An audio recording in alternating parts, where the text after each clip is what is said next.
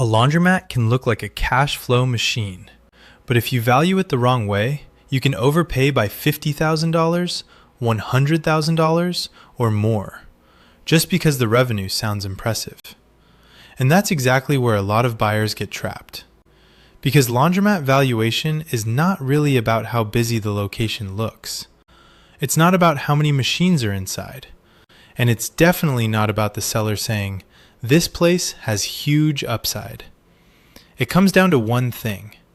How much dependable cash flow does this business actually produce? A lot of first-time buyers hear a number like $250,000 in annual revenue and assume the store must be worth a fortune. But revenue is not what you get to keep.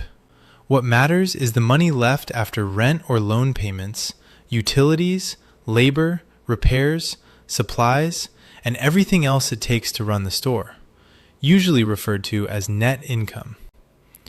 BizBuySell's current laundromat marketplace snapshot shows a median asking price of about $350,000, with a median annual revenue of $250,000 and median SDE, or seller's discretionary earnings, of $81,000.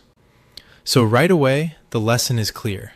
A $250,000 laundromat is not being valued on revenue alone. It's being valued on the $81,000 of owner earnings behind that revenue. Here's the shortcut. Laundromats are often valued using a multiple of cash flow. And based on BizBuySell's 5-year sold business data, laundromats sold from 2021 through 2025 averaged about 3.65 times earnings. In 2025 alone, the average sold earnings multiple was 4.12 times.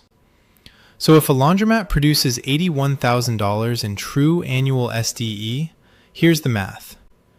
$81,000 times 3.65 equals about $295,650. $81,000 times 4.12 equals about $333,720. That is why a laundromat around $350,000 asking price can make sense, but only if the cash flow is real. Take one current Bronx listing on BizBuySell. Asking price, $340,000. Annual revenue, about $220,000. Net profit/cash flow, about $90,000. Now do the math. $340,000 divided by $90,000 equals 3.78 times cash flow. $340,000 divided by $220,000 equals 1.55 times revenue. That earnings multiple is pretty close to the broader laundromat market range. So on the surface, that deal looks much more reasonable than a listing that sounds good but prices far above market cash flow multiples. This is where people overpay. The seller says, "You could raise prices. You could add wash and fold. You could upgrade the machines. You could improve marketing." Maybe all of that is true, but you should not pay today for improvements that you still have to execute tomorrow. That matters even more because listing prices often run hotter than actual sold values. Current laundromat listings show a median asking multiple of 4.18 times earnings, while sold business averages over the last 5 years are lower at 3.65 times. So the gap between asking price and true market value is real. If you want to value a laundromat properly, focus on 3 things. First, actual cash flow, not gross sales, not guesswork, real owner earnings. Second, risk. How strong is the lease? How old are the machines? How expensive are future replacements? Third, durability. Is the location stable? Is the customer base repeatable? Are utility costs under control?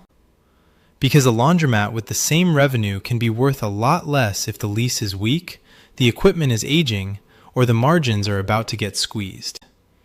At the end of the day, Laundromat valuation is not about how shiny the machines look or how busy the parking lot seems. It's about whether the cash flow is real, whether the risk is manageable, and whether that income stream will still be there after you take over. Because when you buy a laundromat, you are not really buying washers and dryers. You are buying a stream of cash flow, and your job is to decide what that stream is actually worth.